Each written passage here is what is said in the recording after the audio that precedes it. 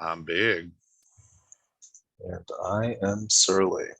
And And this camera's quality is way too high. You can see the dry skin on my face. yeah, well, that's kind of the shitty thing about cameras. It's gotten a hell of a lot colder up here, so I'm now gotten rid of my customary ball cap, and we are now into toque season. And it's gotten drier and colder here. Yeah. Dry skin. Not one for moisturizing. Yeah, something's not the worst thing. I mean, I don't know. I don't usually do it. I figure if I'm yeah. going to be moisturized, I want to be like anointed with oils. I've always thought that your needs are a little bit grandiose for such simple things like wanting a purpose in life. You're like, if I can't be God Emperor of Dune, controlling everything in benevolence, then I don't think there's any purpose to life. If I Well, can't I'm a be writer. anointed, well, that's not a good reason to write. When you're a writer, you are God Emperor of Dune. Like Frank Herbert was, in effect, God Emperor of Dune. Like that's the thing about writing fiction is even nonfiction to some degree is that you're putting yourself in the mind of your characters. Like writing and acting have a lot more in common than many of the other arts and acting because the thing that you do to create a character for acting is the same thing you do to create a character for writing, at least for me. Could be. I'm not a writer. I've just been thrust into the role, unfortunately, and I'm doing a cocked up job of what the shit I do have to write. So,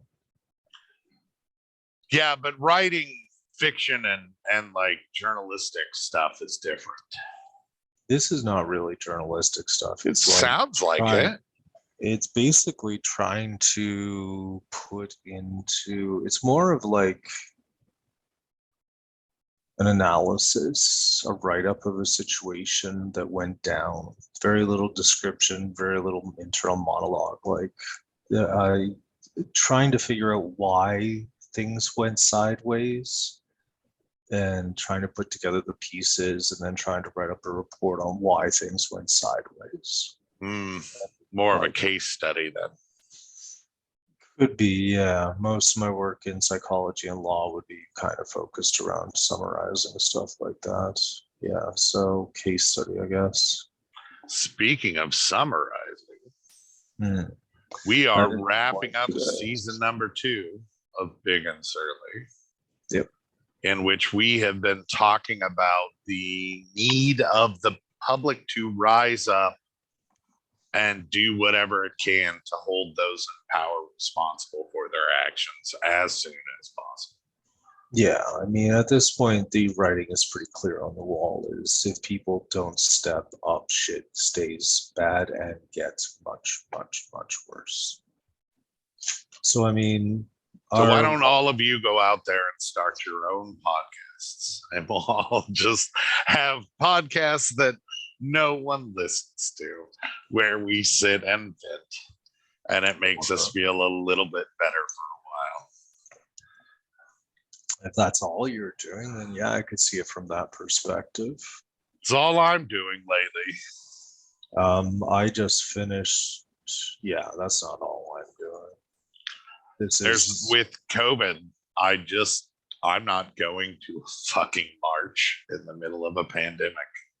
Yeah, but I mean, these days there's a lot of things you can do that don't require marching.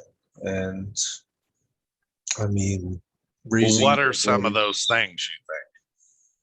Well, I mean, getting in people's faces these days with the internet and social media is much easier. But is there a value to that? Like I have found calling people out in front of their peers. Yes, because invariably, especially now, Facebook, for example, has added the little haha emoji.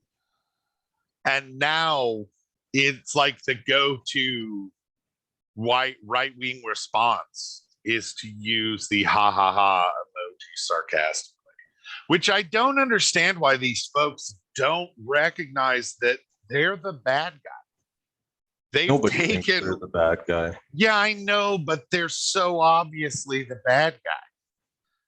There, Rationalization.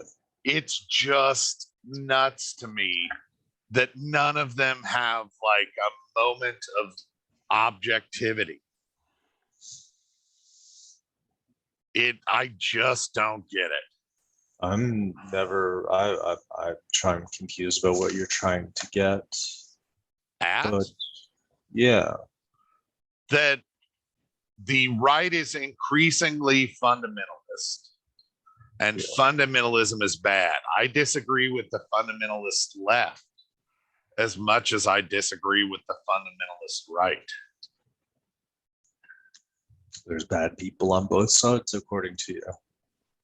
Go fuck yourself. But there are bad people on both sides. Are you a There's just more bad people. I consider myself an extreme moderate. I think in a democracy, the position of privilege, the position of compromise is all we ever get in a democracy. But the extreme part is there have to be some positions upon which you cannot compromise. Like doing something about climate change is a position upon which we can't compromise, because to do nothing is what the other side wants to do, to ignore it. And that is a fundamentally invalid argument, because if we do nothing about climate change, the planet is fucked, and us along with it. The planet's not fucked.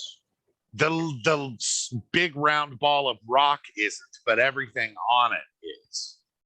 We're looking at a great extinction comparable to the worst in Earth's history that'll take millions of years to recover from.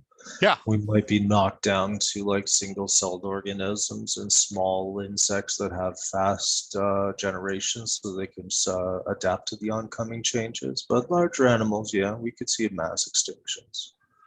And I guess I know you don't necessarily agree with this position, but I usually like humans.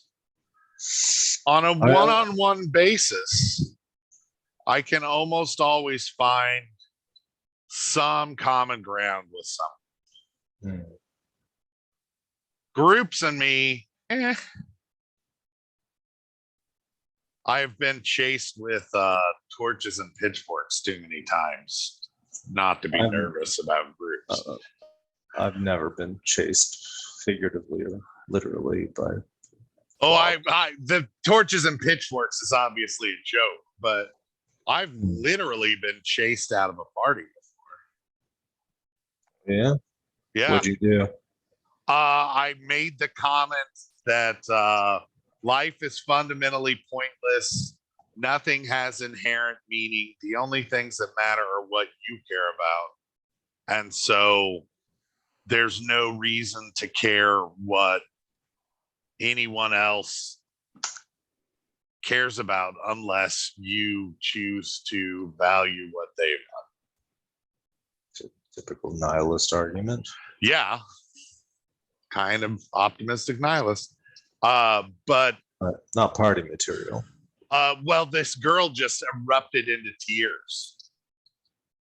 Like being that intellectual argument made her cry. And like everybody was like, fuck you, you gotta get out of here. Funny. It made me leave. Well, times and places. So I mean, I don't know. I think every place is the time for truth.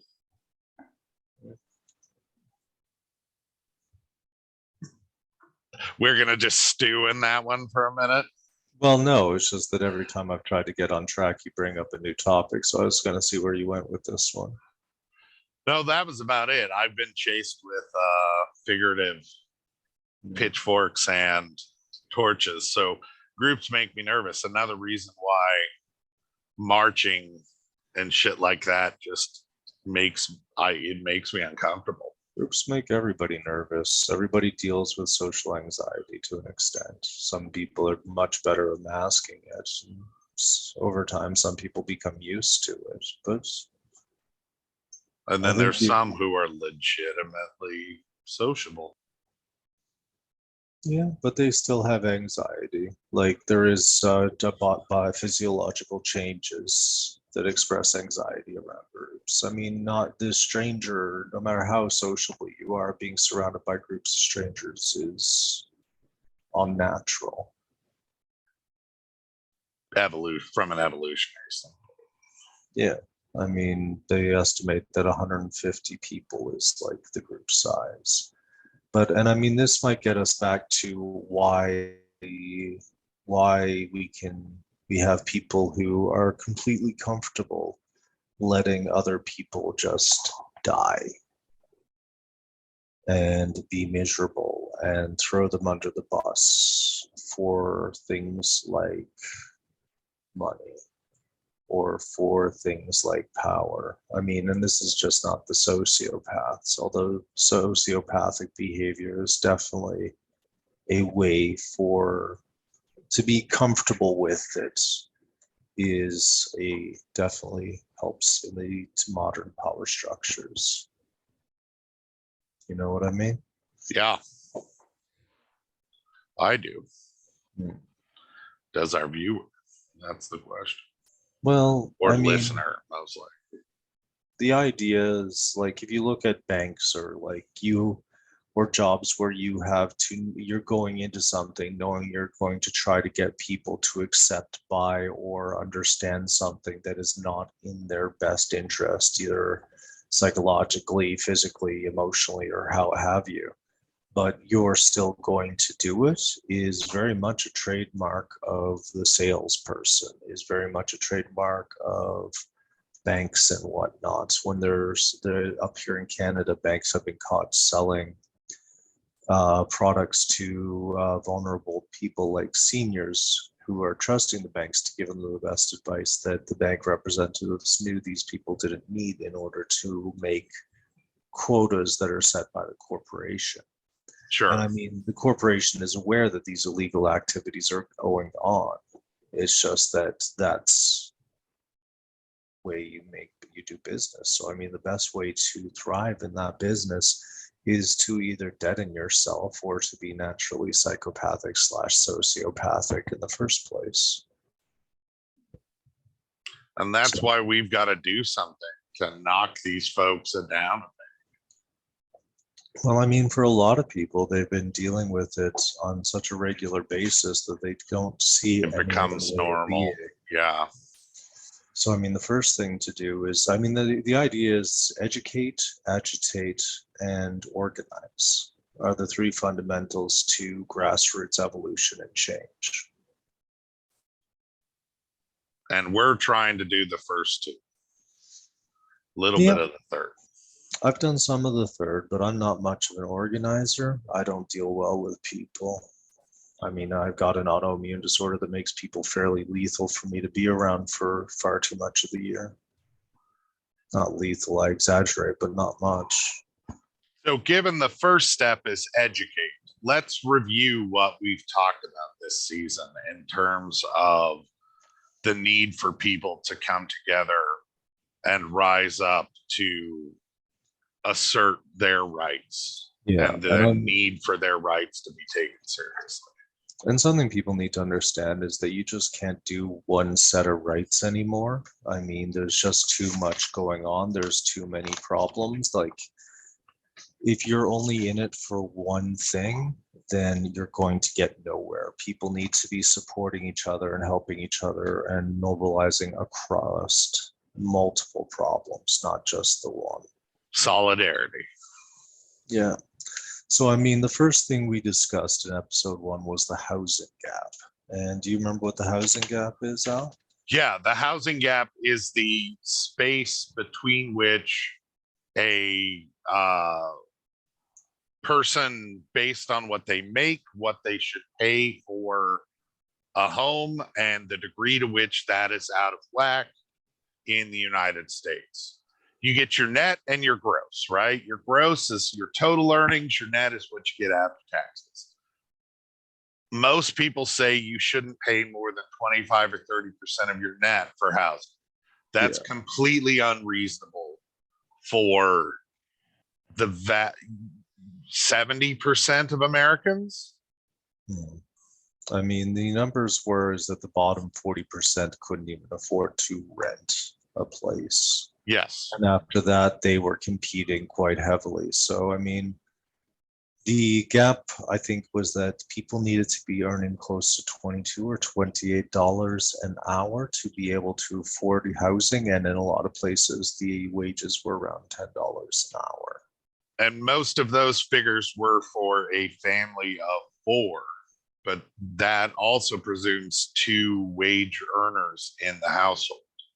Yeah, which is another way in which people have been fucked in over the decades, is that we've gone from one working class person being able to afford a life and a family so that one person could stay home and take care of the home, whether it's male or female is irrelevant. Because honestly, one thing that we have these days that we didn't back then is that everybody works. And what we've learned is that women's work back in the day was grossly undervalued. It actually takes a fair amount of work to maintain a household, let alone raise children. I mean, in America, you've got these parents being arrested for this child going off the rails, but I'm going to bet you he was some sort of latchkey kid. His family was poor by the looks of it. Like, there's going to be, like, people want to stop these school shootings. I think you're at 641 down in the US at this point, or just over it for this calendar year. You've got to look at precariousness and poverty's role in the radicalization of youth and increasing levels of violence. So, I mean, this housing gap is a really important issue because it is the first thing you need is a house if you're going to be able to do anything in life. And we have like professors at universities, we have people working several jobs, living out of cars because they can't afford the most basic thing, which is a roof over their heads. And I mean, 30% of what a person earns is actually still a lot. Like, people need to be able to thrive. And it might be time to move the conversation away from housing as a right, a cheap right, to move the conversation away from cheap housing to housing as a basic human right. Because I know down in the US and in Canada right now, we have increasing numbers of people living homeless on the street. And that only compounds their own problems with health and mental health. So, I mean, this is an epidemic we're facing, worse than COVID in many ways. But it's not one that affects rich people, so we don't hear about it. Which brings us to episode number 2, which was... In episode number 2, we discussed the poverty trap. You want to recap that one? The poverty trap is basically the idea that a person who is poor spends more money living than a person that is rich because their expenses are marginalized. Like, a good example of this would be rent to own stores. I don't know if everybody's familiar with this concept, but there is a chain in the United States called Aaron's, which is rent to own. Rent to own a 55-inch TV for $69.99 a month for 24 months. Shit up here. Yeah. For 24 months. That means you end up paying $2,000 for a $200 TV, because in your budget, you can never afford the $200. And you've been trained by your impoverished state not to just save that money over the course of 3 months and go buy your $200 TV. You'd rather pay the $70 rate a month in order to get it for and end up paying them $2,000 for the TV that would have cost you $200 if you could scrape the cash. I mean, the that whole debt idea is a really popular argument in this as well. But I mean, another side of the poverty trap is that you will never make enough to not be poor, because the services increase as your wages do. So when you have cutthroat capitalism operating, where every single aspect of your life has an associated cost, it's death by 1,000 cuts. You're never going to be able to get above a certain level, because just costs will always keep you crushed down. So this is referred to as the poverty trap, right? And when it comes to this whole rent to own sort of thing, the idea that we should be taking on debt has been an idea that has been sold to the population increasingly since the 70s as a way to keep people ignorant of the fact that they were slowly losing money over the long term, such that if the minimum wage had kept up with the rate of inflation from the 70s to now, the minimum wage should be somewhere around $28 to $32, I think, depending on like Canada, America, where you are in which province. But I think it's like a $28 to $32 range. So, I mean, the fact that we're still making $10 here in Newfoundland, and I'm not sure what it is in $7.25, I believe, in Iowa. So about the same amount of money both ways, is shows just how much money has been siphoned off, because since the 70s we've seen productivity increase by 800% or more, but we have seen the middle class wages stagnate, and we've seen the poor class wages decrease by 8% the last time I looked this up. So, I mean, that is why we have such mass poverty now and such gross income inequality. And the solution to that is tax the living shit out of the billionaires and redistribute their wealth. Well, I mean, wealth, capital is the real big piece. We need to have publicly owned capital that is excessive. Well, capital is what makes money over time. So once, and there is only so much capital that can be accumulated, and that's a conversation for an entirely different episode. But if you're interested in it, Capital in the 21st Century by Thomas Piketty, I think his name is. Piketty, yeah. Yeah, he's some economist fellow who he's a French, yeah, French economist. Yeah. It really goes into how capital is the root of a lot of the disparities and problems that we're seeing in the lower middle classes, the accumulation of capital by private individuals in the upper class, and that there is a finite amount of capital, and it's all going into specific areas. So, I mean, that brings us to episode 3, which is escaping the poverty trap. And I mean, escaping the poverty trap is something that has only really happened once in human history. And it was from the period of around the 1800s to the 1970s. And it was 170 years of grassroots mobilizations, labor union fights, like I think it's the Vermont mines were a place in the early 1900s where there was like running fights between the miners and the mine owners plus the police. So, I mean, mine owners often employed it during that era, the Pinkertons. Okay. To act as a private mercenary police force, basically, to keep the union in check. Yeah. So people got complacent, lied to, and as Warren Buffett said, the class war never stopped.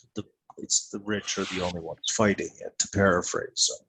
So, I mean, to escape the poverty trap, the lower class and the middle class actually have to work together to break the upper class. It is that simple. I mean, it's going to be obviously much harder to execute, but the only way life gets better for you, your families, and your descendants is if you're willing to fight for it. And the only way that works is mass resistance. Mass strikes, general strikes, direct action, those sorts of things are very effective. Episode 4. Civility. Now, And this the need or lack of civility is a tool of the oppressor, is honestly how I view it. Civility was employed by the British Empire and the Commonwealth thereafter, plus the US, to force conversations of traumatized, brutalized people to follow the acceptable paths of discourse while they tried to have their trauma and pain acknowledged. And to expect civility out of people who are one different from you, come from different backgrounds, different socioeconomic backgrounds, different cultural backgrounds, is the height of arrogance and privilege. I mean, I saw it a lot when I went over to South Korea with Westerners just pissing all over Korean culture. Like very critical of it, very disdainful, sometimes even hateful of minor differences.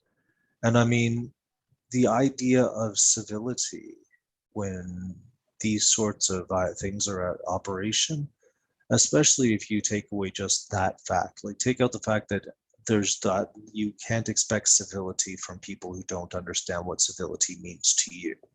Remove that from the equation, but you also deal with people who your well-being has directly correlated and has been sustained by the brutalization of a person trying to seek justice, and you're trying to get them to talk to you as if you're a nice person, inherently misunderstands the relationship that is going on. And I mean, part of reconciliation is listening to and understanding the pain and trauma that a person will express in ways that most of us will find uncomfortable, in my opinion. So I'm not a fan of civilities where I stand. Yourself? I waffle. I think, having studied both the efforts of Malcolm X and Dr. King, it's like it's really a question of what are you doing and what is your goal, and then once you've established that, then you choose your methodology. Yeah. I find that Dr. King's history has been extremely whitewashed to make it palatable to the society that you and I grew up in. No, I'm He was talking about actually like quite a bit more militant than most people think. they made white people uncomfortable. That's the thing. Like, but Oh, he died the nonviolent most hated man in America. nonviolent. I guess I'm speaking specifically to like Malcolm X's arguments. Yeah, I believe he in the Plymouth Rock speech, the speech that it starts like we didn't land on Plymouth Rock, Plymouth Rock landed on us, is a an argument essentially that nonviolent revolution isn't enough because it only allows for incremental shifts. Mhm. And yet at the same time, from a sociological, anthropological perspective, like what Violence gets it this done. well, no, violence often ends up blowing up in your face. And that being able to historically make the point that you were nonviolent is allows for more long-term generational shifts in understanding. And I mean, that is an argument, but I mean, it was the violence of the French Revolution that scared the rest of the countries into compromising with the poor. And that's the thing, right? Is that it's History. all it's all circumstantial, and it's all really How's that comes down circumstantial?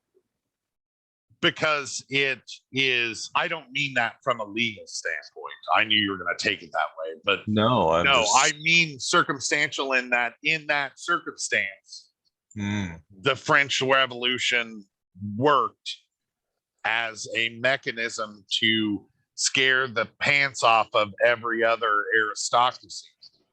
Pretty much it didn't help the Russians.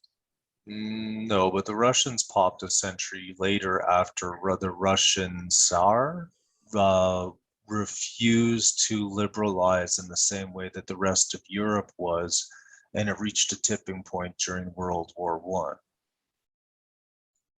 Same thing happened in Spain. Franco wouldn't have risen to power. Yeah. So I mean, and that's the other thing about revolutions is revolutionaries are often really shitty at government because it's two completely separate skill sets. And so violence as a mechanism often leads towards the person who's capable of perpetrating the most violence being held up as a leader. But that person is not necessarily in good standing to actually be able to carry out the duties of a leader. I think it's been a rather mixed bag, honestly, if you look through the entirety of history. I mean, Alexander the Great was quite good at conquering. I mean, what is the difference between a revolutionary and a military commander, really? How powerful they are? Well, I mean, if they're commander, but we're getting distracted with this. I mean, I'm not condoning like violent revolution or anything. I think that's a terrible idea because France suffered for it quite heavily during the terror. But I also recognize that some people were the most vulnerable and oppressed people are likely to do things that nobody will condone. But yeah, and that's why I don't have a solid answer for the question of where I fall on it, because I just think of someone being kicked in the face by a police officer.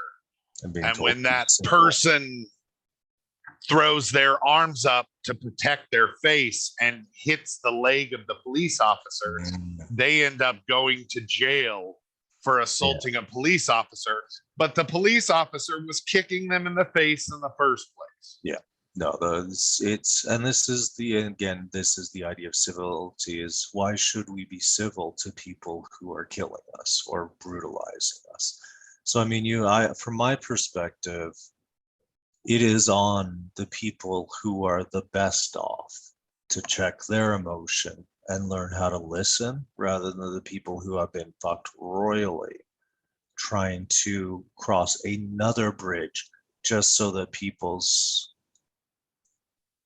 feelings don't get perturbed, you know? Yeah. That's how I view civility.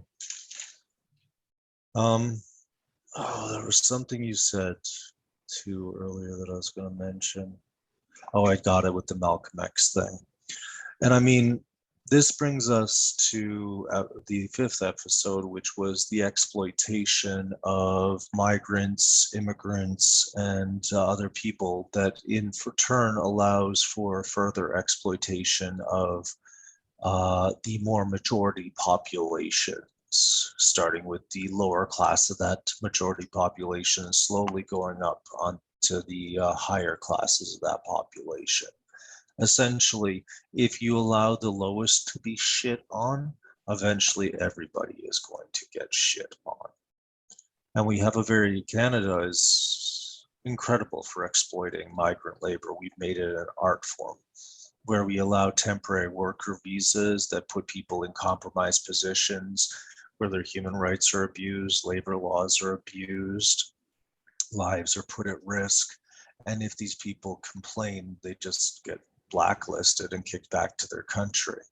This has really allowed workers' rights within Canada itself to deteriorate significantly. I mean, what we see in America, and nothing personal, Alex, but America is where Canada is headed, and your guys Yeah. are in fucking scary shape. So, Well, and allowing that it's not even exploitation. just the treatment of workers in our country, it's also the offshoring of jobs Yeah, well, there's to that other too. countries. And then companies start to expect that the labor force in the country that the company's actually listed in Hmm. behave in the same way as the labor force as the company, as where the company's products are manufactured, Yeah, i.e., China or Vietnam, a much more repressive regime. free trade has allowed for free capital. It enslaved workers.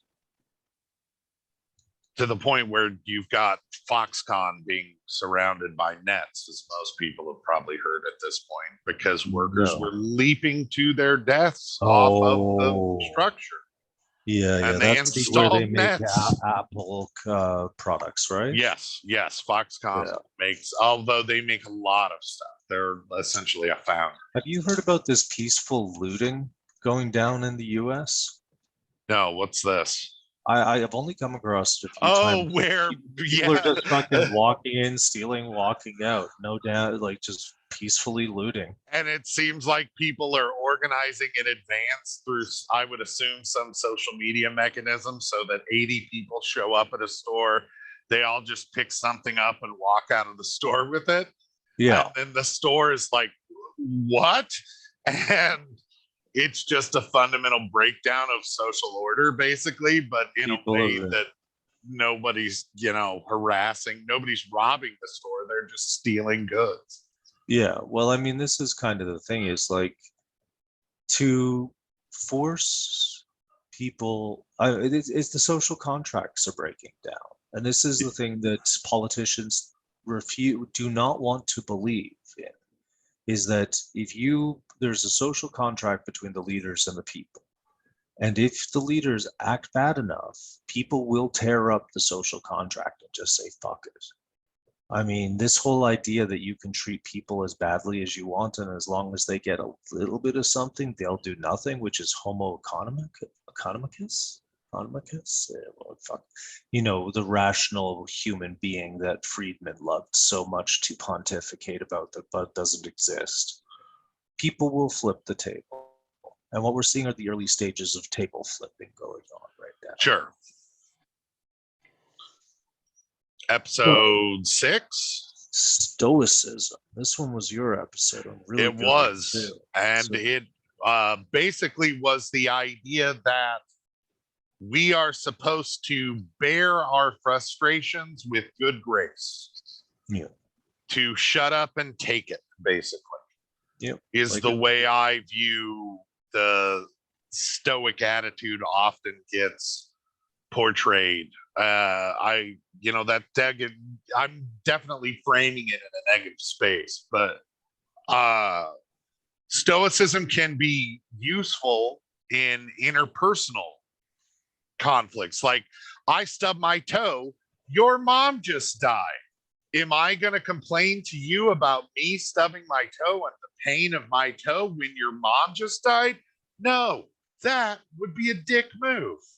it's also What not else really is stoicism. it's an aspect of stoicism. It's Yes. you're adjusting your needs and your expression of your needs for the other. I mean, the Stoics are a philosophical school from Greece, right? Sure, but I'm trying to put it in a real world way that most of our listeners would understand it. Fatalistic is a word that I like. Versus the Newfoundlanders, Stoics. they're very fatalistic.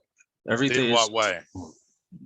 because no matter what happened, you just take it and move on, right? Mm, But Newfoundlanders are very fatalistic. My people, Newfoundland and Labrador, Newfoundland being the island, Labrador being like um, a land piece next to Quebec above Nova Scotia, New Brunswick, and PEI. But people here are very yeah, boy. fatalistic. Oh, fuck yeah. Anyway, people What you here are on about? very fatalistic I've been because, working on my newfie there.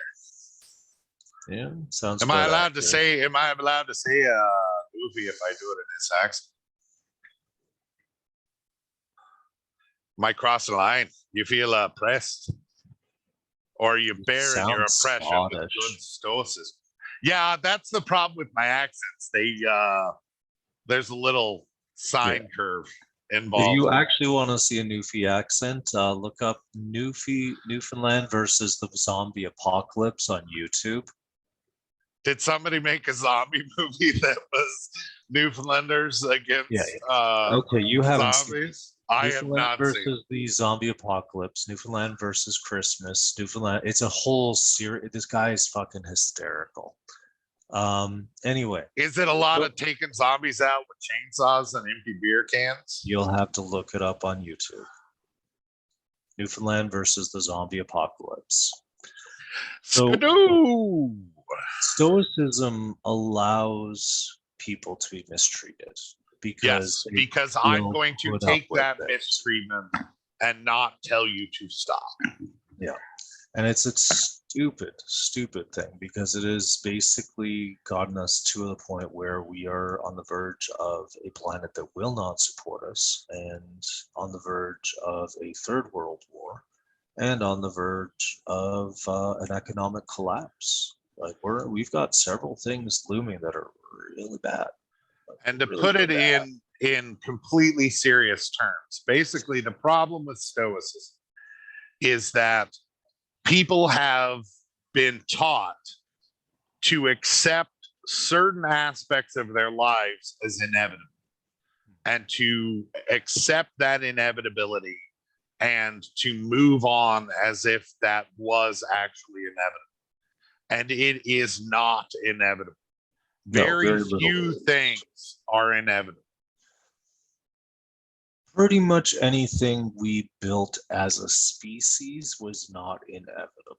Yes, we can change it. Definitely an inevitability to like suns being born and dying, and there's an inevitability to physics. But like Our there's legal system, though, doesn't have to be no the nor way our it is. economic Our system. economic system doesn't have to be the way it is. Human constructs are constructs. And we have the right to demand that they're changed. And we have the right to tell people who tell us, no, this is the way it is, to say, no, I don't accept that. And I think we should change it. Particularly when, as an American, we can look at real world examples of it working differently all over the planet. Yeah. And this brings us around to episode 7, which was how the left has excluded the working class when it is the working class that built the left. And honestly, in recapping that pretty much recaps that the left has become intellectual, the left was unavailable, the left threw our allies under the bus. Yes. Yeah. The left essentially said, got this snooty patooty attitude that it was somehow better than the people it was supposedly attempting to make things better. Yeah. And I mean, ignored their needs, allowed their lives to be destroyed, sneered at them as their lives were destroyed. The intellectual left is its own worst enemy. And that brings us to a rule of law and ruled by law. And I mean, a rule of law is a concept that most of us think we have and we want to take for granted, and it's the idea that all laws apply equally to all people. But I mean, some clear examples of where this doesn't apply is people like Nancy Pelosi, who is making huge amounts of money through her time in office that are statistically highly improbable. Like, she is a better trader than Warren Buffett by like over 100%, like I ridiculous wonder how percentages. that works. And that's the issue. That's a failure of a rule of law. Another Or failure. the Rittenhouse verdict. The Rittenhouse verdict, honestly, I mean, self-defense in America, I think that actually is the law in America. But the problem You is the can't law claim protects vigilantes. self-defense. You can't claim self-defense if you're breaking the law. He was an underage person he illegally was possessing a firearm.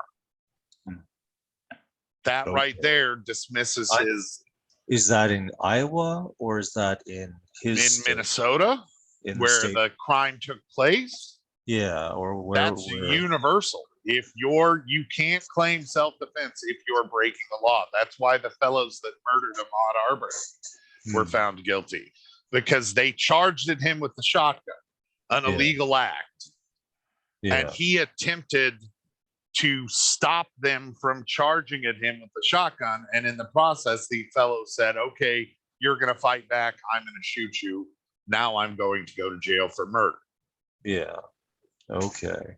See, I mean, this one's been a bit of a clusterfuck from a lot of different angles. And I mean, the judge did not look very good. I think I see that more as a sideshow case. It's kind of like the whole orange juice, OJ back in the 90s. Okay. You remember him? Yes, I'm aware of the juice. Yeah, so his case was a sideshow, whereas the types of abuses of law that we really have to be worried about are ones that are occurring at the top levels, like sure, okay, fair enough. If that's what you want to focus, insider to throw trading. You under the bus, Lavalin. Well, the NFC Lavalin. SNC Lavalin. SNC Lavalin. They're okay. Awful. They have been, it looks like they were bribing the government to get in a change to criminal law that was preferential to them. There's like all sorts of criminal problems with them. There's suspicions that they might have been at one of the reasons why Muskrat Falls went south. Like, what is it? They were bribing people in the Middle East, like Gaddafi's nephew or something. Like, just fucking. You want to know some real, like, the shit our mining, our resource extraction. Yeah, resource extraction gets up to has included allegations of slavery, rape, murder, and worse.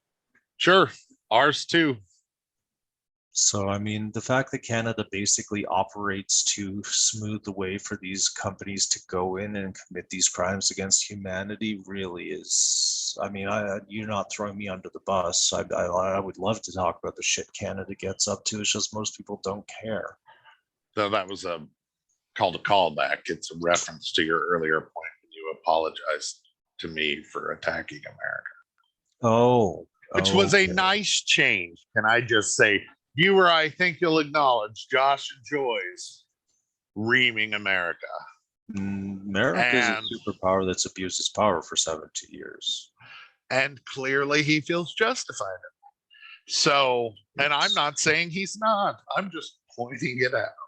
Well, I mean, considering in part because I find it hilarious. Oh, dude, so many problems came out of America, but before it was America, it was Britain. And before it was Britain, it was like Portuguese. And this, like, the problem is like, America is the latest. Is the latest. Yes. Like, it's, and you get, I mean, when you spend when your country is actively spearheading the destruction of global democracy over decades, some shit should be thrown. Some like there's Sure. some smears, some fucking like we should be upset about this. If we're still around in 200 years, the like Germanic Compact or whatever that looks like in the future. And who else do I probably the Hindustani is something or other is what it'll be called. Like India and Pakistan will unify and be a superpower. I don't think the planet can sustain superpowers anymore. I think It if we may don't get be. out of the superpower thing, we're going to kill ourselves off. But I mean, that's the whole ruled by law is the people who are causing all the problems that we are facing are above the law. And that's one of the reasons we can't get at them. They get preferential laws that allow them to hoard wealth that people need desperately. We have false scarcity, like we are throwing away food rather than feeding people on this planet. So, I mean, we need to get rid of all of that stuff. Laws need to be simplified so that everybody can understand them. And they need to literally stop treating corporations like super citizens. Because Canada is literally designed as an extraction corporation. Most of our laws preferentially protect the rich and corporations. Same as ours. Yeah, and that is a choice. And it doesn't have to be one that we allow to be made in our society. No, that's society is a negotiation. Which brings us to the last episode, and that one was on free speech. And free speech is a difficult one in this day and age, especially since we have government and corporate media essentially yelling for fucking, what's the term for it? The censorship of voices on all ends of the spectrum, as if it doesn't suit their narratives. I mean, certainly if they're not making a dime off of their efforts. What do you mean? That Rogan's making people money. Rogan works for Spotify. I thought he got fired. Did he? Over the whole like being prescribed that medicine. Ivermectin? Yeah. Well, his podcast is not up like it used to be for free anymore on my podcast streamer because I used to listen to it. I find the various perspectives he gives interesting. And he's a fucking comedian. He's a dumb meathead comedian. He's the meathead messiah. Like he's not trying to be an expert. He's a place where a regular average kind of fella can ask intelligent questions. Like an educated layman is what Rogan's position is generally. Yeah. And I mean, this is the problem is I think social media and the ability for people to express their opinions has been a game changer. I mean, we're seeing decades of American, Canadian propaganda falling apart in real time. It's honestly quite impressive. Like people are checking out, like people are actually aware of the shit governments are up to these days. Like up here in Canada, the RCMP cannot get away with brutalizing Aboriginals anymore. The entire country, coast to coast, usually gets up in arms. Good. Yeah. This is part of what the whole season has been about, is that we've got to work together. Yeah.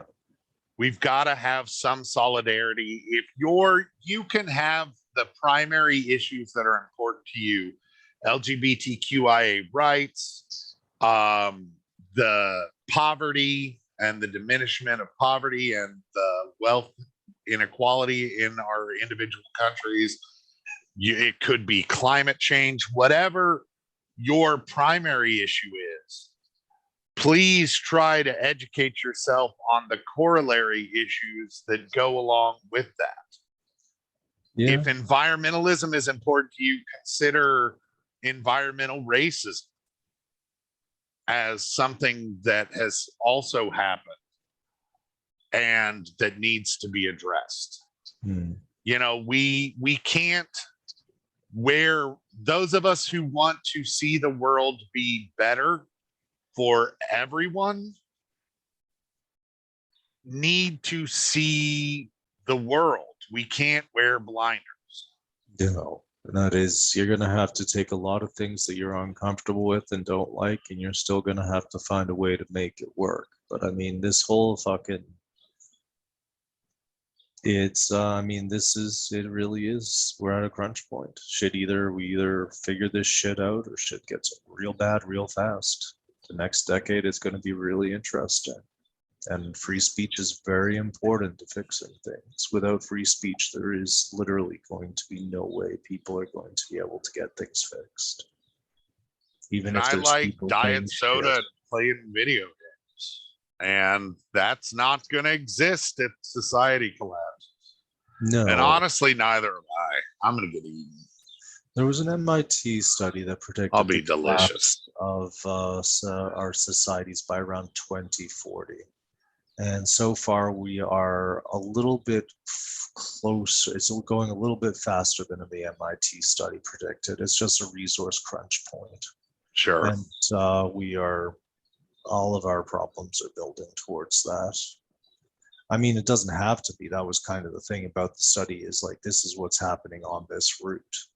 And on this route, we see the collapse of our civilizations in the next 20 years. And we can stop that. Yeah. If we get together, work together, stand up, and demand change, we can stop it from happening. I think this is a good place to call it for the day. I do. I have been big. And I've been not as surly, but I'm tired today. And you have just wrapped up season 2 of Big and Surly. Now get some solidarity, people. Let's work together and change the world for the better. Redux. It doesn't matter. This is only for Jeff anyway. Hi, Jeff. Like, subscribe, share, Jeff. Thank you, Jeff. And others.